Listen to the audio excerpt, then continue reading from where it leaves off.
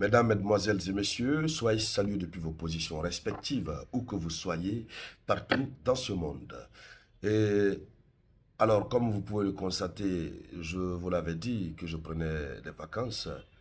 Alors, je suis du côté de l'Égypte, du côté du Caire. Voilà. Et c'est pourquoi ces 2 jours, vous n'avez pas vu les actualités. Mais comme je vous l'avais promis, nous allons faire le service minimum. Alors, à la une de l'actualité internationale, l'Iran vient de dévoiler cette carte que vous voyez là. Et le fait pour l'Iran de dévoiler cette carte, ça sème la panique du côté d'Israël. Les autorités israéliennes se demandent, mais qu'est-ce que l'Iran veut concrètement? Et les autorités israéliennes ne savent pas qu'est-ce qu'il faut finalement faire. Mais c'est évidemment ça la réponse lorsqu'on provoque Israël. Israël ne reste pas, l'Iran j'allais dire. L'Iran n'est jamais prêt à tolérer. Voilà. Alors cette carte que vous voyez là, avec entouré un cercle rouge, avec des territoires ciblés, c'est une carte qui ressort la géolocalisation, la localisation totale et le ciblage de domicile. C'est le domicile des pilotes qui ont conduit les avions pour aller s'attaquer à l'Iran. Donc des pilotes israéliens.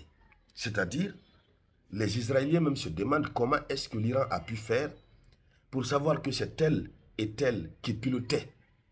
Lors de la guerre des 12 jours, je veux parler bien entendu, lors de la guerre des 12 jours, Israël a utilisé plusieurs pilotes qui sont allés commettre la forfaiture. Alors, l'Iran n'est pas prêt à tolérer. Et l'Iran cherche à démontrer sa capacité, sa force face à Israël et aux États-Unis d'Amérique, et en les démontrant que le pays est capable, d'abord militairement, de savoir qui a fait quoi, qui a fait quoi. Parce que cette carte qui démontre que oui, voici le logement de tel pilote, avec toutes les coordonnées géographiques, cela nous renvoie à quoi? L'Iran a déjà la situation militaire d'Israël en main. Puisque la première question qu'on va se poser, elle est celle de savoir comment est-ce que l'Iran fait pour savoir c'est tel pilote qui était aux commandes de tel engin lors de l'attaque barbare. Et comment l'Iran fait pour avoir tous les renseignements. Voici la question qui se pose. Donc l'Iran démontre d'abord sa propre puissance, sa propre force. Oui, l'Iran est capable. Alors, l'Iran a publié, a diffusé ces images. Pas d'un seul pilote, hein, de la résidence d'un seul pilote, mais de plusieurs de ces pilotes. Ça veut dire que l'Iran laisse la tâche à Israël de démontrer que ce n'est pas vrai. Hein? Si c'est faux, ils n'ont qu'à dire c'est faux. Alors, il revient à Israël de démentir ou de se sentir angoissé. Puisque si tu as un adversaire farouche qui sait où tu te caches, tu vas te poser beaucoup de questions. Il faut déjà dire que c'est un adversaire qui est redoutable, qui est fort. Donc, déjà le simple fait que l'Iran cherche à savoir quels sont les pilotes qui ont conduit les avions pour aller attaquer son territoire, ça veut dire que l'Iran n'est pas prêt à pardonner quelque chose. L'Iran est déterminé jusqu'aux os. Premièrement. Deuxièmement, regardez le système de marquage. Ça veut dire que l'Iran est prêt à frapper à tout moment. Ça veut dire que si ils veulent, ils n'ont qu'à venir encore frapper l'Iran. Mais l'Iran ne laissera jamais tomber pour lui. Jamais au plus grand. L'Iran est une nation, lorsqu'elle est agressée, elle va utiliser ses moyens militaires, son intelligentsia, pour retrouver ceux qui lui ont déclaré la guerre et pour pouvoir punir les responsables. C'est ce que ça veut dire tout simplement.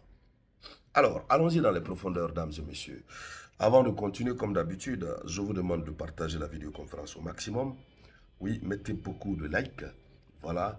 Et n'oubliez toujours pas de laisser vos différents avis en commentaire.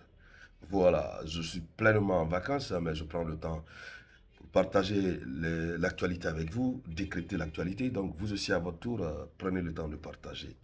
De passage, j'ai dit un grand merci à nos amis de l'Égypte qui vraiment ont réservé un accueil très chaleureux au président Théa que je suis. Voilà, je me sens en famille en Égypte. Il faut dire que c'est ma première fois d'être là, mais l'accueil a été vraiment chaleureux.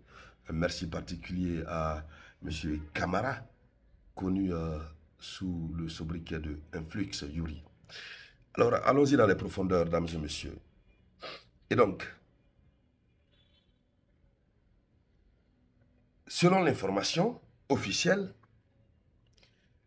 ces images publiées par l'Iran démontrent en réalité les résidences de pilotes israéliens qui avaient attaqué l'Iran pendant la guerre des 12 jours.